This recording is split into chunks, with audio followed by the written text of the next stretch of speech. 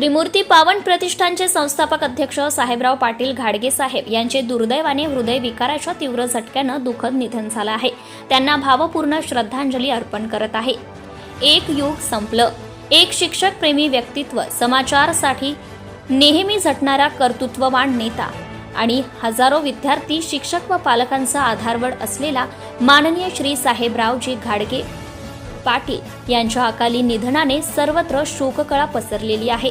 त्यांनी त्रिमूर्ती शिक्षण संस्था ही केवळ एक संस्था म्हणून नाही, तर संकल्प, सेवा आणि संस्कारांचा एक दीपस्तंभ म्हणून उभारली.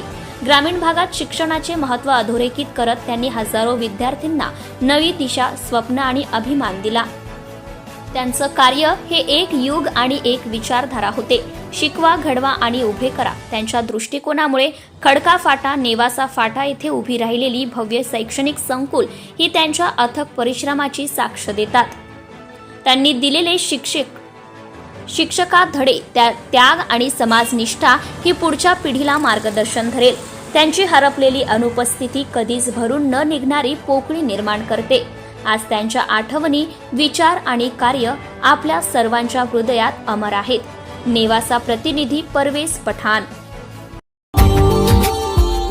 Subscribe now and press the bell icon. Never miss an update.